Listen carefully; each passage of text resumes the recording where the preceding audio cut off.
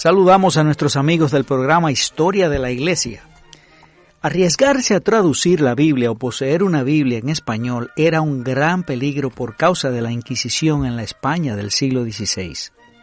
La primera versión en este idioma fue introducida en España en el 1237, pero por mucho tiempo operó muy tímidamente hasta el reinado de los reyes católicos Fernando e Isabel. Esta había prometido, Isabel es decir, en su juventud a Tomás de Torquemada, uno de los inquisidores más crueles de España, que si alguna vez era llamada al trono, dedicaría su vida a extirpar la herejía para honra de Dios y glorificación de la Iglesia Católica. Este trasfondo histórico nos da una idea del precio que tuvieron que pagar algunos de nuestros padres en la fe para que hoy pudiésemos disfrutar el privilegio de leer la Biblia en nuestro propio idioma y así alimentarnos de la palabra de Dios. Ya en 1542, Francisco de Encinas, con apenas 20 años de edad, había publicado su traducción al español del Nuevo Testamento. 10 años más tarde, en el 1553, 2 judíos publican una versión del Antiguo Testamento en español, y esta versión se conoce como la Biblia de Ferrara por cuanto fue dedicada al duque de esa ciudad. En 1556 aparece en Venecia otro Nuevo Testamento en el español traducido por Juan Pérez de Pineda, y algunos críticos entienden que esta nueva versión es en realidad una revisión del Nuevo Testamento de Francisco de Encinas. Sin embargo, es considerada como la mejor de las antiguas versiones castellanas del Nuevo Testamento. La Inquisición tenía en España puestos de revisión en todos los caminos para que la palabra de Dios no fuese introducida a escondidas en territorio español.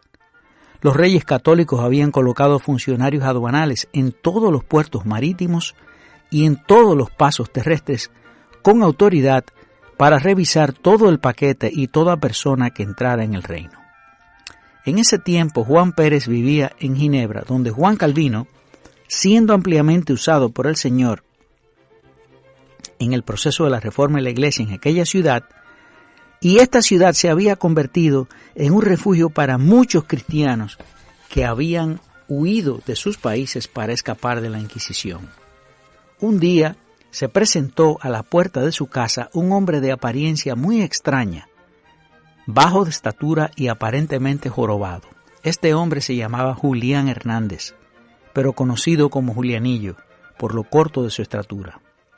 Este Julianillo había viajado mucho por todos los países del continente y había trabajado en imprentas alemanas y en los Países Bajos, donde la reforma protestante tenía mucha fuerza, y algunos suponen que fue su trabajo en las imprentas lo que Dios usó para traerlo al conocimiento de Cristo.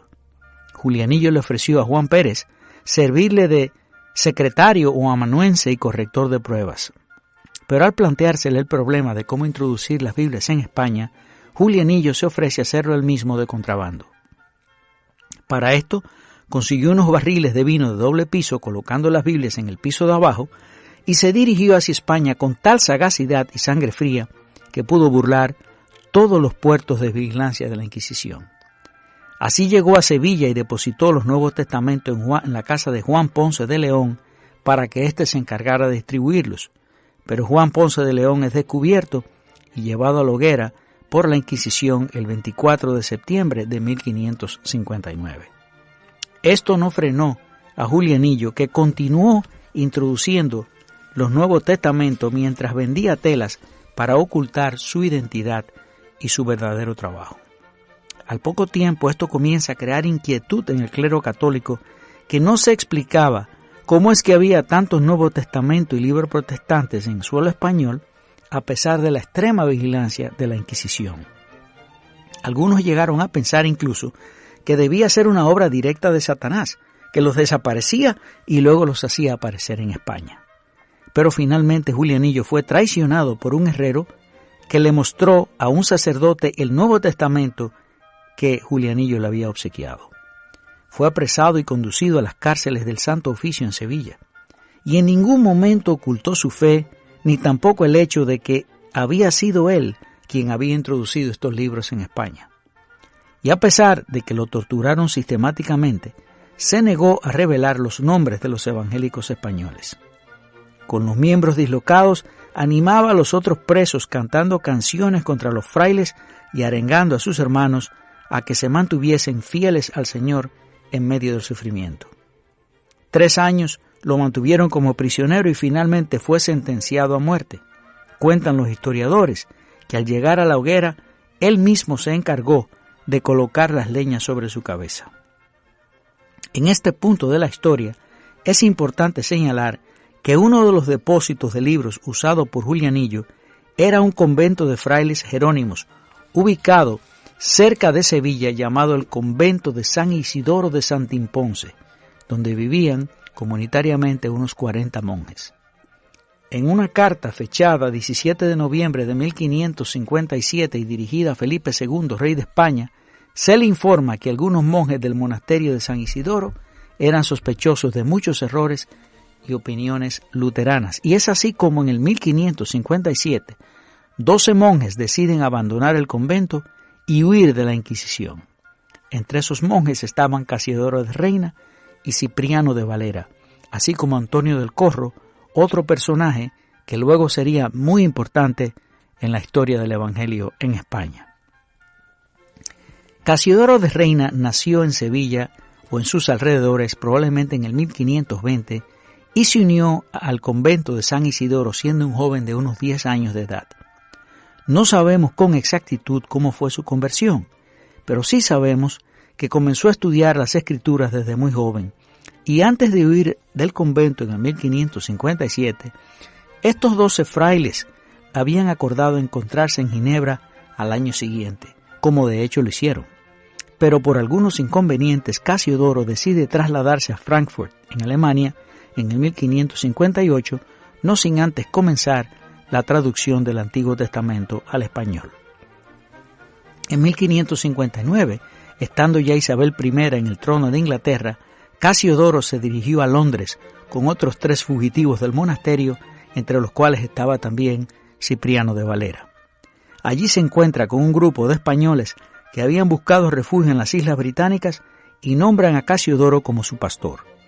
En esa misma época comienza a hacer gestiones para la publicación de su versión de la Biblia en lengua castellana, para lo cual escribe una carta a su amigo Antonio del Corro, ex monje del convento de San Isidoro, indagando sobre las posibilidades de publicarla en el continente europeo. Este le responde diciéndole que se dirija hacia Francia vía Flandes, llevando consigo a Cipriano de Valera como corrector, ya que tenía un impresor que se había ofrecido para llevar a cabo el trabajo. Pero tal respuesta nunca llegó a manos de Casiodoro, por cuanto el ex embajador español en Inglaterra le habría escrito al rey Felipe II informándole de los planes de Casiodoro de publicar en Francia la Biblia en castellano. Este le pidió que buscara la manera de hacerle salir del suelo inglés para así poder echarle mano.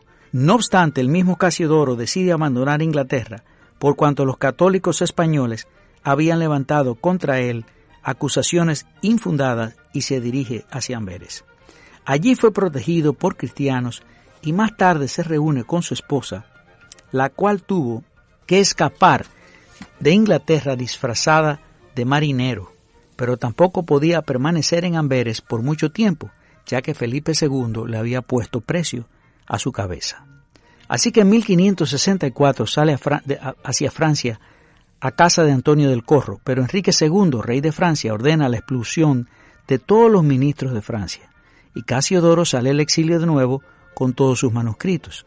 Se dirigen al castillo de Montargis, al sur de Francia, a donde se había retirado la duquesa de Ferrara, Renata, y allí se encontraron con Juan Pérez de Pineda, que también se había refugiado en Montargis. Su plan original era traducir el Antiguo Testamento y unirlo al Nuevo Testamento de Juan Pérez, que había sido publicado 8 años antes.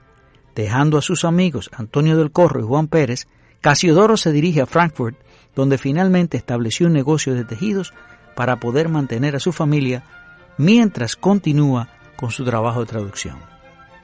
Finalmente, después de 12 años de trabajo, termina la traducción del Antiguo Testamento. Su amigo Juan Pérez ya había muerto, pero había dejado fondos suficientes para la publicación de su Nuevo Testamento conjuntamente con la traducción de Casiodoro del Antiguo Testamento. Casiodoro, sin embargo, no pudo usar el Nuevo Testamento de Juan Pérez por cuanto los ejemplares que estaban siendo impresos en París fueron confiscados y destruidos. Esto le obliga a preparar su propia traducción del Nuevo Testamento, lo que retrasó la impresión que se estaba llevando a cabo en Basilea. En agosto de 1569, la obra es concluida y de inmediato se preparan 4 grandes toneles llenos de ejemplares de la Biblia en castellano que probablemente serían introducidos en España por la vía de Flandes en los Países Bajos. Esta versión es conocida como la Biblia del Oso porque tenía en su portada, después del título, una estampa que representa el tronco de un árbol hendido por el medio con un mazo suspenso de una rama, y en la hendidura hay un enjambre de abejas cuya miel está lamiendo un oso puesto en pie y en un libro abierto que está casi al pie del tronco de este libro. Y se lee lo siguiente: la palabra del Dios nuestro permanece para siempre. La historia no concluye allí. La versión de Casiodoro fue impresa de nuevo en 1602 y luego de una cuidadosa revisión de parte de Cipriano de Valera, quien empleó 20 años más en esta labor de revisión. Cipriano fue un gran erudito español, amigo de Juan Pérez, de Julián Hernández y de Casiodoro de Reina, y fue uno de los monjes que huyó de Sevilla en el 1557 y de los que se reunió al año siguiente en Ginebra y luego se fue luego a Inglaterra, y allí concluyó sus estudios en Oxford y en Cambridge. Al año siguiente de su llegada a Inglaterra, en 1558, publica su primera obra titulada El Tratado del Papa y de la Misa, y en ella ataca fuertemente el catolicismo romano. Pero Cipriano fue también un gran traductor. De hecho, fue él quien tradujo la Institución Cristiana de Calvino al español, y se dice que su versión española tiene tan buen español como el francés de Calvino, que también fue muy alabado. La versión completa de la Biblia que hoy conocemos como Reina Valera es considerada como una de las mejores que existen en la lengua castellana. Y hasta aquí llegamos en esta entrega del día de hoy de su programa Historia de la Iglesia.